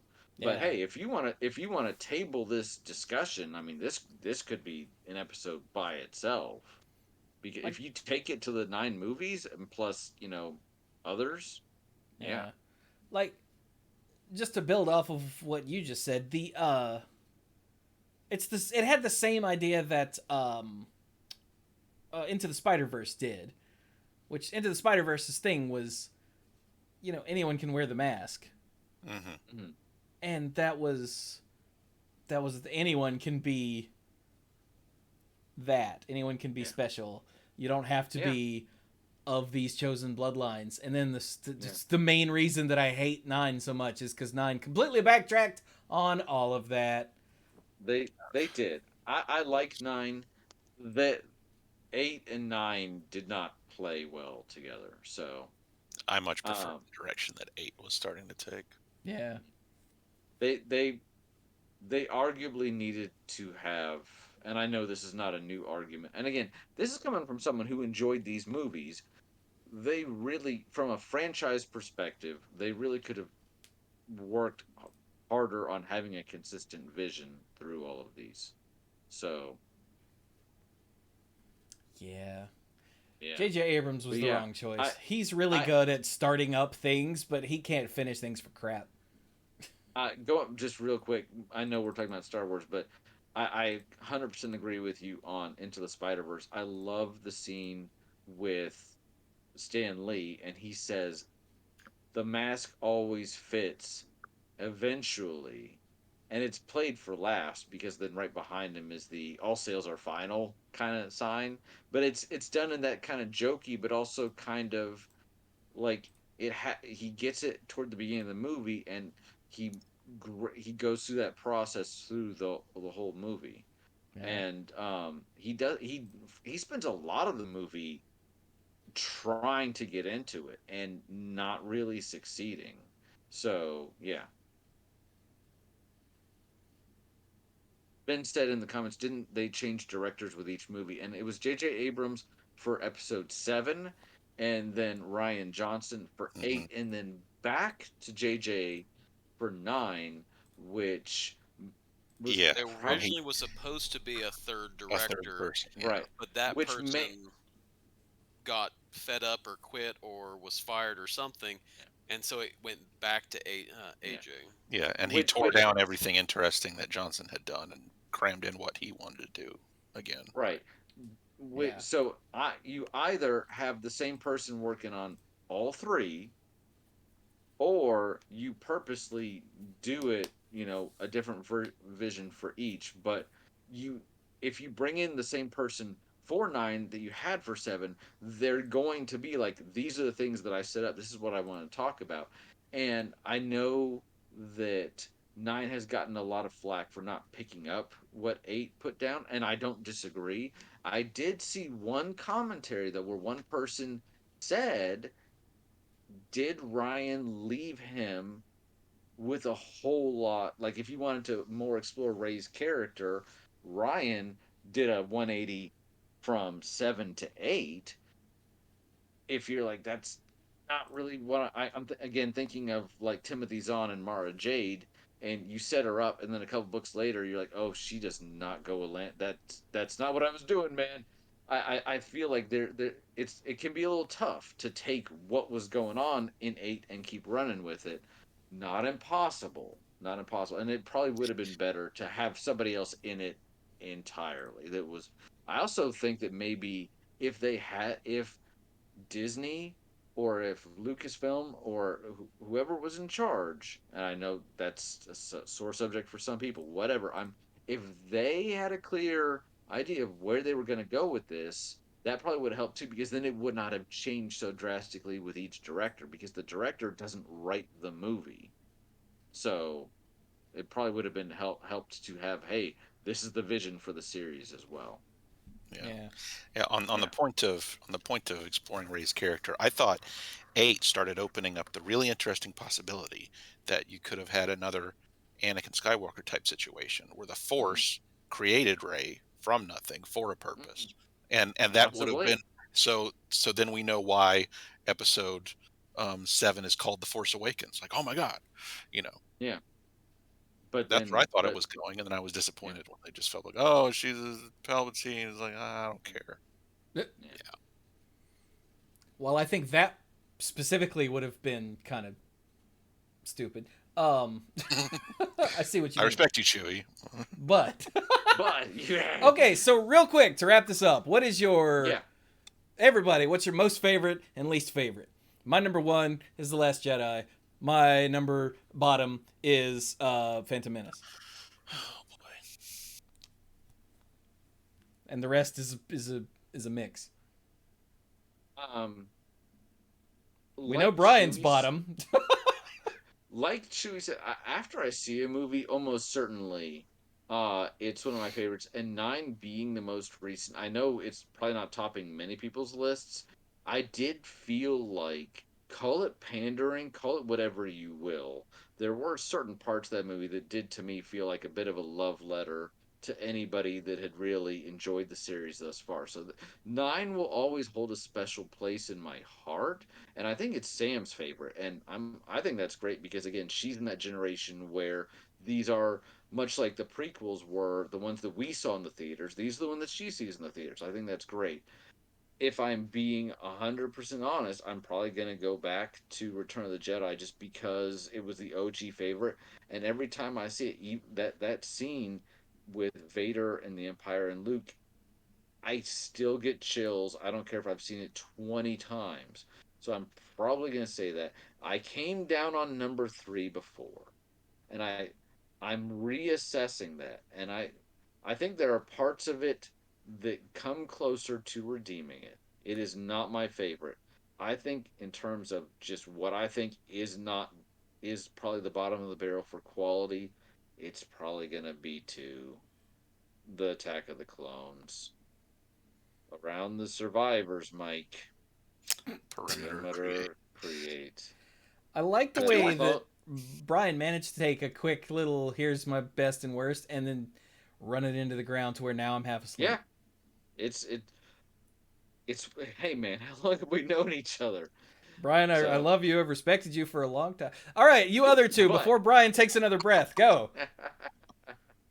well, Uh, the elements of the elements of 9 that I did not like, I'm gonna be hung up on for still a little while mhm. yet. So that one sticks out in my mind as like my actively least favorite. It's interesting that you mentioned 2 because I feel like I don't really remember all that much about it. Like if I really stop and think, I'm like, okay, that was from 2. That was from 2. Okay, so was that. But if you started cold and it was like, hey, what happened in episode 2? And I'm like, some clones. It's like a They robot with attacked. 4 arms which and a bunch of which lightsabers. I don't know. now that was in Yeah, 3, that was three. so Oh, yeah, General Grievous didn't yeah. show up in 2? Joe Grievous He did showed up not in the show third up movie. until the Okay, third wow. movie. Canonically, I think he showed up in Clone Wars, the Clone Wars series first. So yeah, Okay. that Yeah. to me is not a good sign for 2. When I mean, you can hate a movie if you hate it, but if you just don't remember it, ooh, Okay, yeah. But 9 is the one I have like active unpleasant feelings about. gotcha. That's fair. So That's fair. But what favorite. about your favorite? I think I'm still like wavering back and forth between Empire Strikes Back and Return of the Jedi. There were definite times in my life when either one would have been the clear front runner, but right now I'm not so sure. I feel like Empire Strikes Back is almost like the film club, like the answer you're supposed to give to show that you really know movies or Yeah, whatever, yeah, one of which those. doesn't mean it's not a great movie. I just feel like it's like, oh, that, yeah. But if you really love it, hey, great. So maybe now I might say Return of the Jedi again. Everyone I throws think off I'd on have to watch The Last Jedi again. I only saw The Last Jedi once, but I need to watch it again. I enjoyed that a lot. everyone throws off on Yub Yub, man. But that was a hell of a song. Oh, It was great. was. Too bad they, axed it. Right? I'm really curious to get Dirk's answer, because Dirk, your answer cannot include the word Thrawn. So My least favorite is Episode 9. Mostly because there are parts, there are plot, there are story elements that make no sense. And it felt like that we shoehorned in a bad guy because we couldn't have come up with a better bad guy in the meantime. Like the fact that there's a knife that magically lines up with the Death Star debris that leads us to the thing that leads us to where we want to eventually go. It really felt like it could have been a better movie. I like 9. But the problem is that but it that needed to stupid have. knife, that stupid knife. Well, it's not just that. It's okay. You set up in the other movies that we're fighting this alone because nobody's coming out to save us, but then at the very end, everyone comes out to save them. That once again, the way we show how evil the universe is, how evil the bad guys are, is there is a planet-destroying weapon. Oh, we don't have a big one? Let's put it on a whole bunch of big ships because we don't have a Death Star.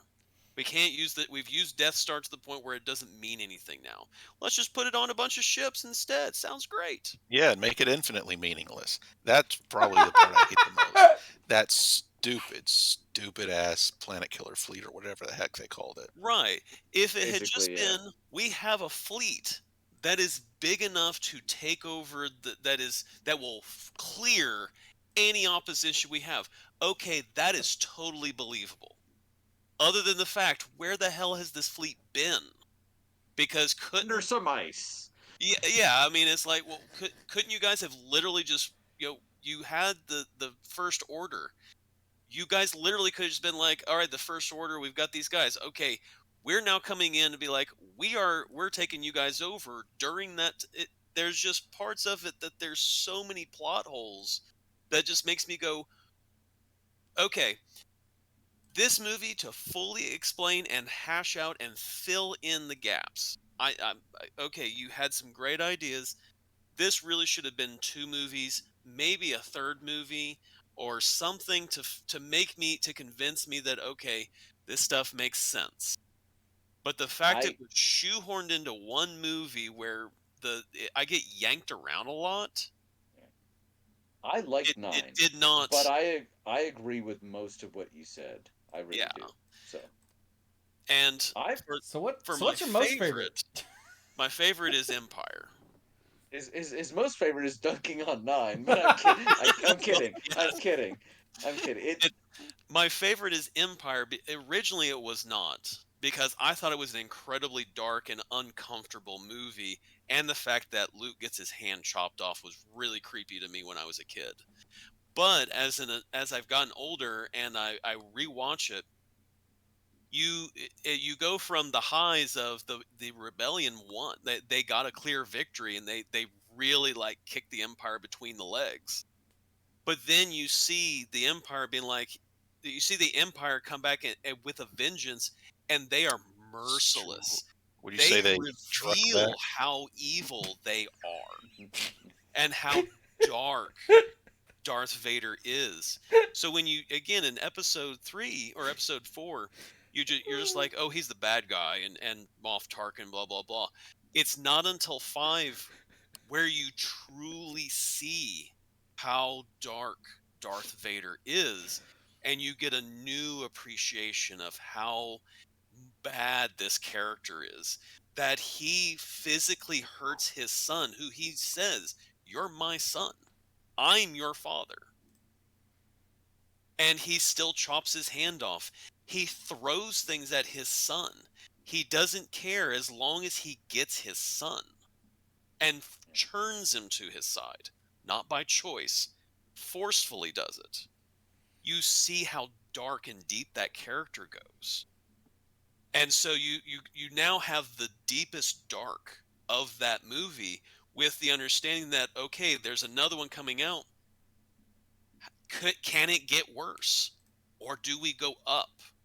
And so, going into Empire Strike, or the Return of the Jedi, you now came from the darkest, the deepest low, and you do come up. You do rise from the ashes of The Empire Strikes Back. And that's kind of why I like the movie now, is you see the characters go through their dark, the depression point. Han is lost. Leia lost him, even though now she has an interest in him as a love interest. She loses him. Luke's disfigured. Chewie loses his friend. He's been betrayed by Lando, a character who's now been added to him, but they don't know if they trust now. C-3PO has gone and done his thing. R2, you've got Yoda, who thinks, I've got this person I can train. He's abandoned by Luke. So that's the part I like now. That's why I like it. And I think it's interesting that you note your difference between seeing it when you were younger and then understanding it more as an Now. adult, because it is a more complex work. I will say that I think that between episode 4, A New Hope, and episode 5, and actually for anybody that hasn't seen it, the animated show Rebels, it actually goes a long way toward explaining the relationship between the rebellion and the empire, because in most, like, good versus bad, we talked about how the original trilogy is pretty black versus white. um Sometimes the good guys are on even ground with the bad guys. A lot of times the bad guys are shown to have a stronger presence, because otherwise, if they are even, or if the good guys are more powerful, what's the conflict? But if you watch episode 1, or I'm sorry, episode 4, and you really get a sense of, they do seem to be the underdog. When you start watching Rebels, you realize the Empire basically looks at these guys like basically like they're that one little group of hooligans. That this group is not a big deal at all. You throw a couple people at it, you might send someone a little higher up to deal with them, but at the end of the day, you've got bigger problems. They blow up the Death Star, and now all of a sudden, now at the beginning of 5, there's a huge shift where it's like, all right, you absolutely have my attention. Hmm. You don't want that, and we're going to now, like, wipe you out. So, and I do think that does a lot for the world building. So that is an excellent point. I just feel bad that Dirk is giving this serious answer and I'm laughing my ass off because Mike was like, would you say they struck back? I was not laughing at you, Dirk. I was laughing at Mike. Oh, I know. But no, I think that the series did a lot more for the relationship between them, whereas a lot of other series would just be like, you're the good guys and you're the bad guys and you have reasons not to like each other. But I always, as a writer, I appreciate good world building. So Yeah. All right, let's wrap it up. sure. So wait, are we? Yeah, we're done, right? Yeah. Yeah, I mean, we could find more to talk about. Oh but God, yeah, without even trying. Yeah. But it's late, and at least some of us, meaning everyone but me, has to go to work tomorrow. So There will be another May 4th next year. I mean, not that we have to wait till then to No, do podcast. Although, yes, there will hopefully be a May 4th next year. Yeah. You know, assuming we make it there. So how about do we even need to do a final thoughts, or should we just go to bed? I'm tired. Oh wait, I have to do the Patreon thing. Let me do that first. So hey, patreon.com/themanapool. Everywhere /themanapool. It's YouTube. It's Twitch. It's Patreon. It's Twitter. Even Facebook. Although, you know, that's for whatever. So go to patreon.com/themanapool. Become a lifeguard. There you go. Mythic Lifeguards. Oh, I don't know what order this is. Let's do this one. I just clicked something. So, let us thank the Beastfather, Aaron Goodwine, Al. Al also sent me Rogue Legacy 2, which I have been streaming, and it's amazing. ALK Alters, Andrew Hunt, Cody Buckowing, Connor Kennedy, Jake Jansons, Jason Doan, Jason Kaus, John Parker, Casey, Kim Ho, Beardy Man, Mr. Dr. Lewis, Gothic Man. Whoop, nope, scroll. PJ McMullen, Pinball Witch, Scuzzo, Timu Hellas Haru, and Violet Moon. Thank you all so very much for your support, and all of you lifeguards at every tier, and all of you listening, and all of you watching, and all of you who come to the streams, and just all of you. I love you all. Yeah, streamed Vader Immortal last night. That'll be going up. I'm considering, let me know what you think, listeners, making another YouTube channel that's just for the VR content, because channels on YouTube seem to do better if they're slightly more focused than the Manapool channel, which is literally everything. So I'm thinking of starting a Manapool virtual, I don't know what I'd call it yet, channel for just the VR stuff. Let me know if that's a good or a bad idea. This is in addition to the Deep End once I get that up and running. So let me know. But yeah, so with that, we will be done. Thank you all so very much for joining us, and wait, no, sorry. May the Force be with you.